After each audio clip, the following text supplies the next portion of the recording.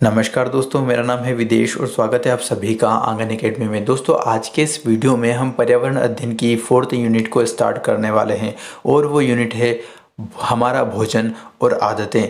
और इस वीडियो में आज हम 4th यूनिट का फर्स्ट टॉपिक स्टडी करने वाले हैं और वो टॉपिक है भोजन की आवश्यकता और भोजन के घटक। So friends, without wasting any time let's get start the video. So friends, सबसे पहले हम क्या करते हैं, हमें भोजन की आवश्यकता क्यों है ये जानने से पहले और भोजन के घटक क्या है ये जानने से पहले हमारे लिए जानना ये ज़रूरी है कि एक्चुअली भोजन है क्या। तो पहले हम भोजन को जान लेते हैं। तो भोजन वह पोषक पदार्थ है जो प्रत्येक जीव द्वारा शारीरिक वृद्धि, शारीरिक अंगों की मरम्मत तथा जीवन की विभिन्न क्रियाओं के संचालन हेतु ऊर्जा प्राप्त करने के लिए ग्रहण किया जाता है। अब समझिए, कहना क्या चला, भोजन वह पोषक तत्व है। भोजन क्या है पहले तो समझिए, एक पोषक तत्व है, यानी हमारे शरीर को ये नर्चर करता है, पोषण देता है। वह पोषक तत्व है जो प्रत्येक जीव द्वारा शारीरिक वृद्धि, एक तो शारीरिक वृद्धि के लिए ग्रहण किया जाता है। यानी प्रत्येक जीव अगर भोजन करता है तो क्यों करता है, ताकि उसके शरीर का विकास हो सके।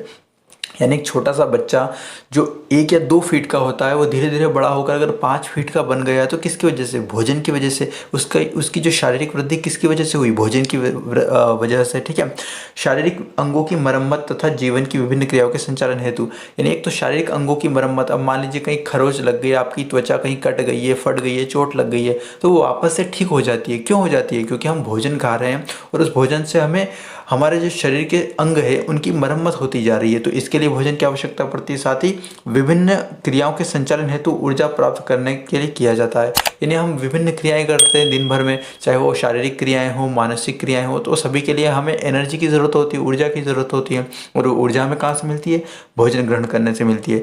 तो ध्यान रखिएगा, भोजन वह पोषक पदार्थ है जो हमारे शरीर की वृद्धि के लिए और साथ ही शारीरिक अंगों की मरम्मत के लिए और विभिन्न क्रियाओं के संचालन हेतु जो ऊर्जा की आवश्यकता होती है उसके लिए ग्रहण किया जाता है, यही भोजन है। और मुख्य रूप से याद रखिएगा, भोजन एक पोषक पदार्थ है। फ्रेंड्स, अब हम जानते हैं कि भोजन की आवश्यकता क्यों है। आपके टॉपिक का पहला ही पॉइंट है कि भोजन की आवश्यकता।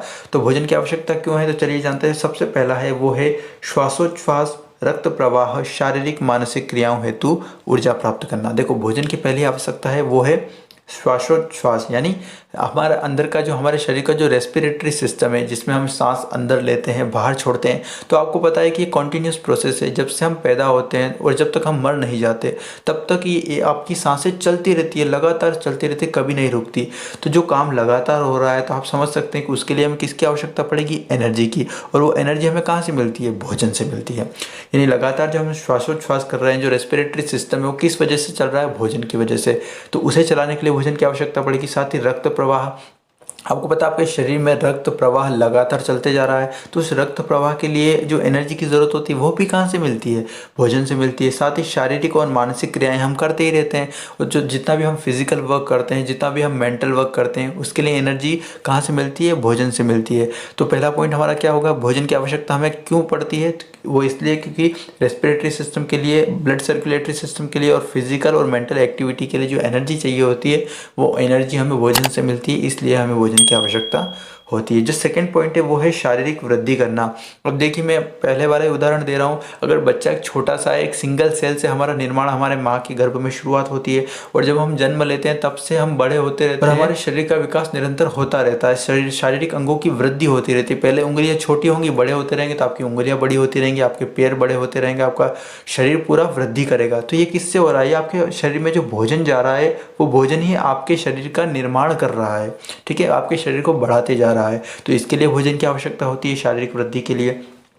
नेक्स्ट पॉइंट है वो है शारीरिक अंगों की मरम्मत करना। यानी वही बात, आपका शरीर कहीं से मान लीजिए ऊपर की जो त्वचा है वो कहीं छिल गई है, कहीं कट गई है, कहीं चोट लग गई है, तो हम देखते हैं कि वो कुछ दिनों में ठीक हो जाती है। तो उसे ठीक कौन कर रहा है, हम जो भोजन ले रहे हैं, जो प्रोटीन वगैरह हमारे अंदर जा रहे हैं, वही तो हमारे शारीरिक अंगों की मरम्मत कर रहे हैं, उन्हें बनाए रख रहे हैं। ठीक है, तो भोजन की आवश्यकता शारीरिक अंगों के लिए भी है, शारीरिक वृद्धि के लिए भी है, और जितनी भी शारीरिक प्रक्रिया हम कर रहे हैं उनके लिए भी आवश्यकता होती है। फ्रेंड्स, नेक्स्ट पॉइंट है वो है रोग प्रतिरोधक क्षमता का विकास करना।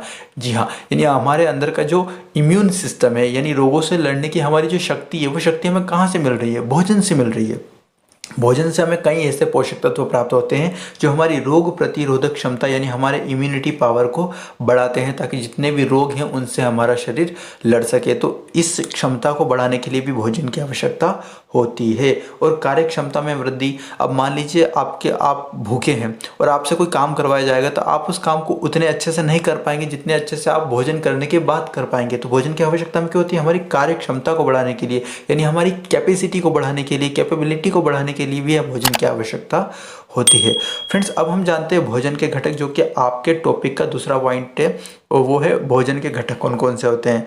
तो चलिए मैं आपको बता देता हूँ। भोजन के घटक होते हैं, एक होता है कार्बोहाइड्रेट, एक होता है प्रोटीन, एक होता है विटामिन, खनिज लवण, वसा यानी कि फैट, जल और रुक्षांश। तो आज के इस वीडियो में मैं आपको बताऊंगा कार्बोहाइड्रेट के बारे में, प्रोटीन के बारे में, खनिज लवण, वसा, रुक्षांश और जल के बारे में। और फ्रेंड्स, जो विटामिन है इसके लिए मैं एक सेपरेट अलग वीडियो बनाऊंगा, क्योंकि थोड़ा वास्ट टॉपिक है और इससे क्वेश्चन पूछने की संभावना ज़्यादा है, इसलिए मैं इस पर अलग वीडियो कल ही अपलोड कर दूंगा। और आज के इस वीडियो में हम बाकी इन घटकों के बारे में जानते हैं। चलिए आगे बढ़ते हैं। फ्रेंड्स, सबसे पहले हम जानते हैं कार्बोहाइड्रेट के बारे में। तो कार्बोहाइड्रेट क्या है, ये किससे मिलता है और इसका हमारे शरीर में क्या काम है, इन सब के बारे में हम जानेंगे। तो सबसे पहले मैं बता देता हूँ कि जो कार्बोहाइड्रेट है वो एक कार्बनिक यौगिक है। अब ऐसा मैंने क्यों कहा? ऐसा इसलिए क्योंकि ये किससे बनता है? ये बनता है oxygen plus hydrogen plus carbon, इन तीनों को मिलाकर बनता है आपका कार्बोहाइड्रेट। ये आपको याद रखना है।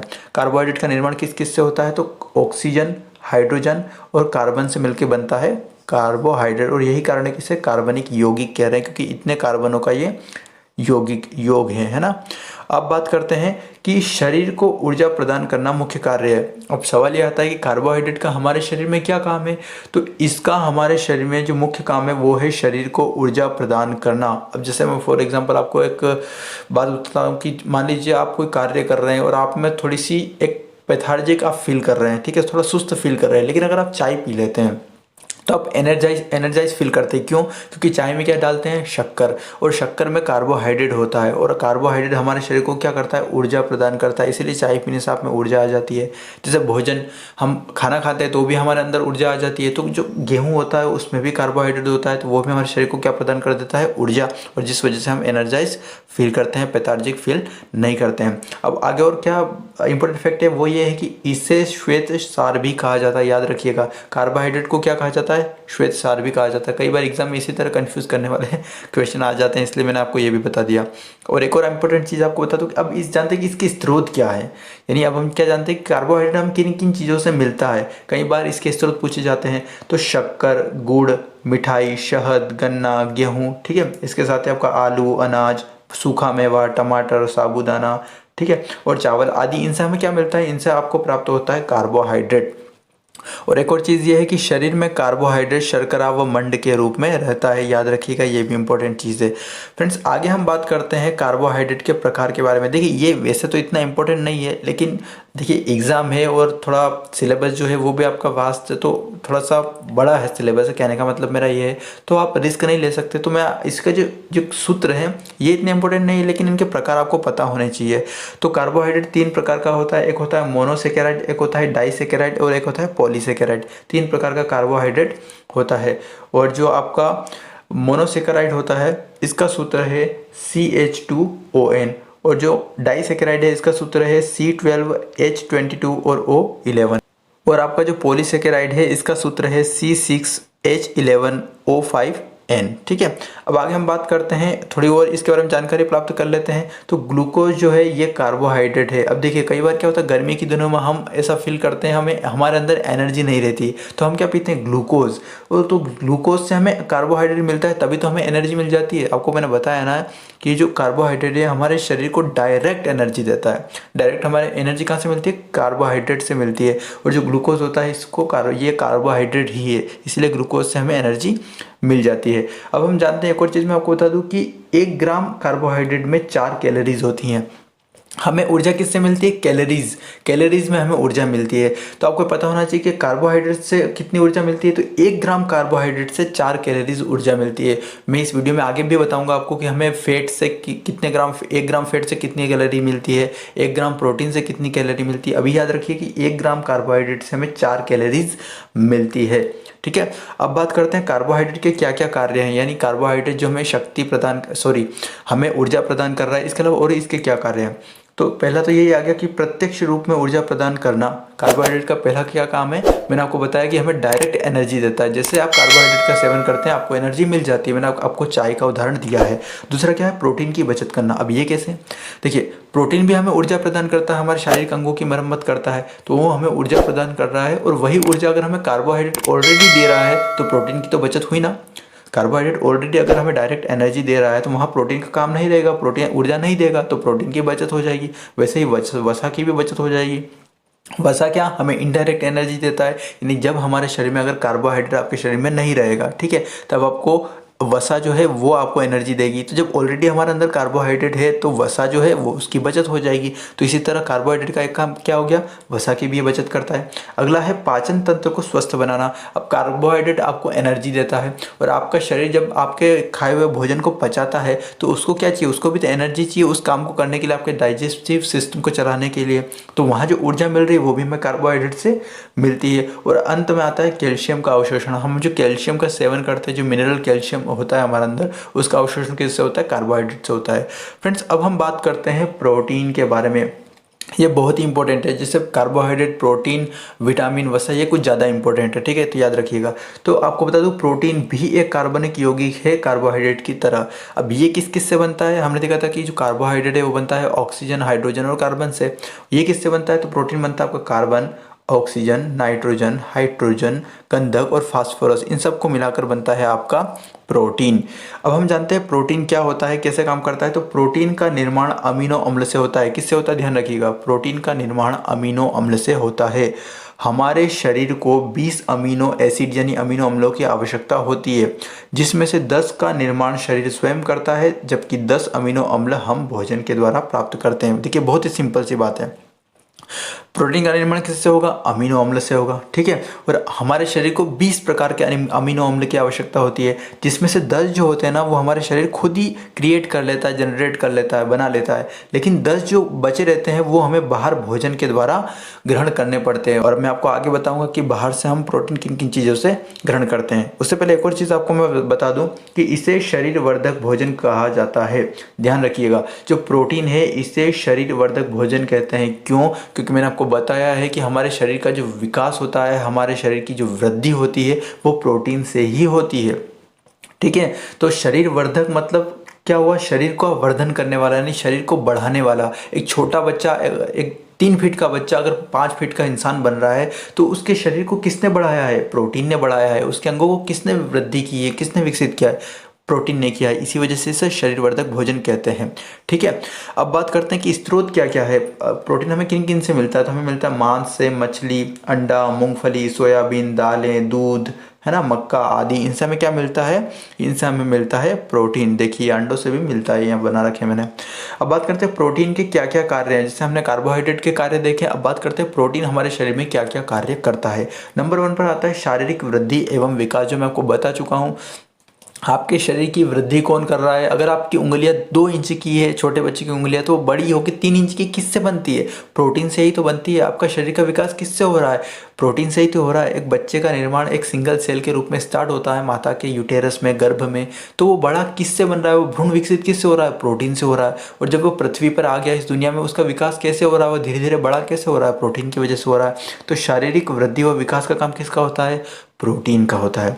बात करते हैं दूसरा है वो शरीर की क्षतिपूर्ति एवं देखभाल। अब मान लीजिए हम कोई काम कर रहे हैं, उसमें हमें चोट लग गई, हमारी जो त्वचा है ये घिस गई है, कट गई है ना, इस पर गहरी चोट लग गई है, मतलब मान लो एक घाव हो गया है, तो वो घाव हम देखते हैं कि कुछ दिनों में ठीक हो जाता है, बिल्कुल नॉर्मल सी स्किन वहाँ आ जाती है। तो ये किसने किया ये काम, ये करामात है आपके प्रोटीन की, यानी आपके शरीर की मरम्मत, तोड़ फोड़ जो हो गई है, टूट फूट हो गई, उसे कौन ठीक कर रहा है, प्रोटीन कर रहा है। तो ये भी प्रोटीन का ही काम होता है।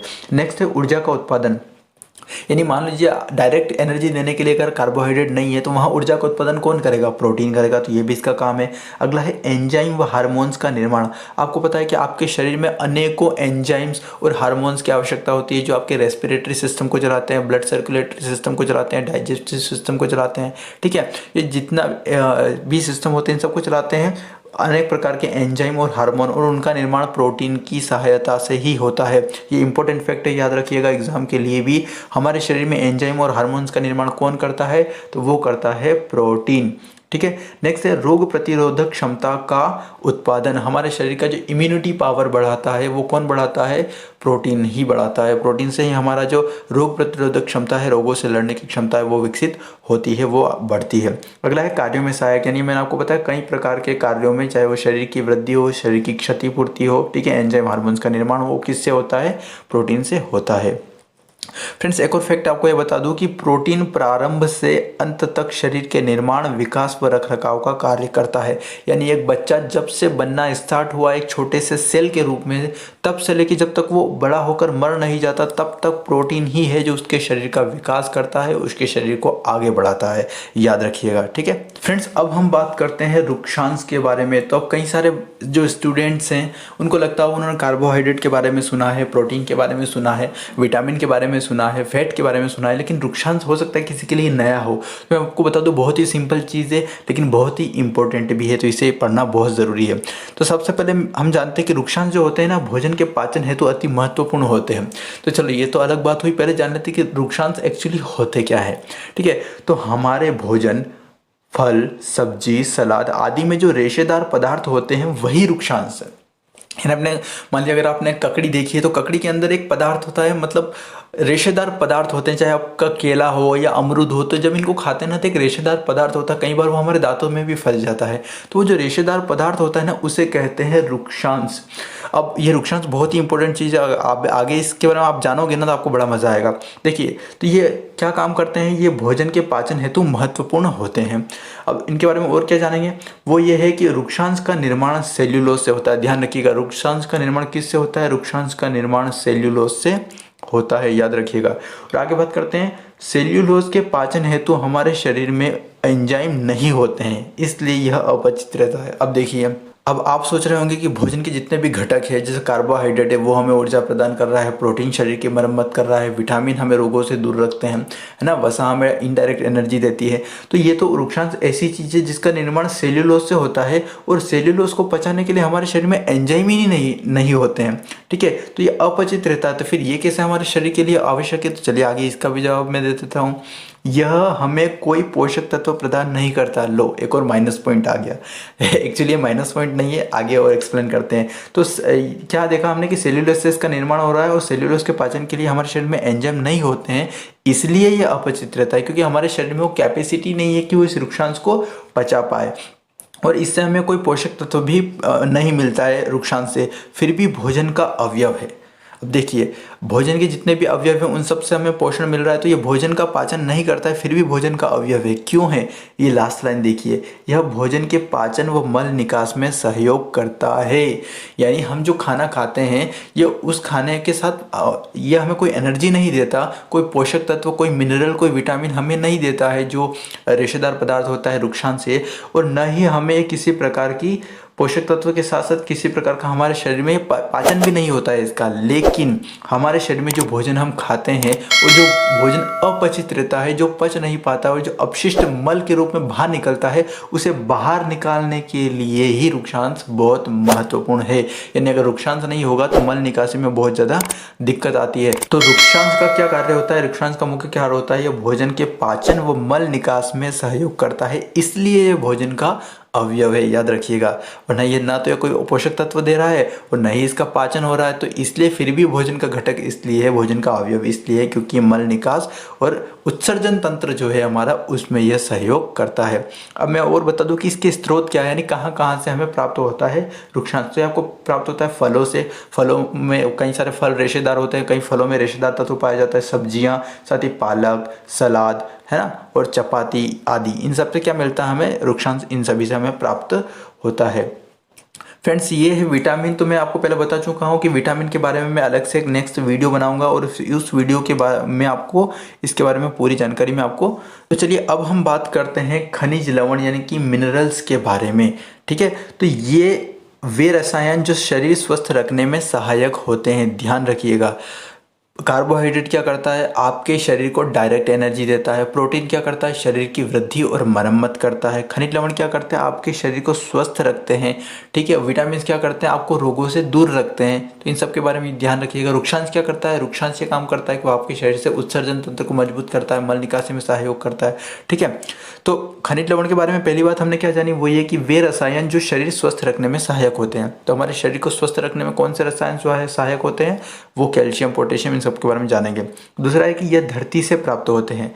अब देखिए, भोजन से धरती से प्राप्त होते हैं इन द सेंस धरती से ही प्राप्त नहीं होते, धरती से पौधों में आते हैं, और पौधे जब हम खाते हैं, जो सब्जियां खाते हैं, उनसे हमें भी प्राप्त होते हैं। बात करते हैं, शरीर को 21 प्रकार के खनिज लवण की मांग करता है। हमारा जो शरीर है उसको 21 प्रकार के खनिज लवणों की आवश्यकता होती है। जो फिगर है 21, इसको याद रखिएगा। अब मैं आपको कुछ खनिज लवणों के बारे में जानकारी दे देता हूं जो कि बहुत ही इंपॉर्टेंट है। ठीक है फ्रेंड्स, तो सबसे पहले हम बात करते हैं सोडियम के बारे में। इसे प्रदर्शित किया जाता है Na से।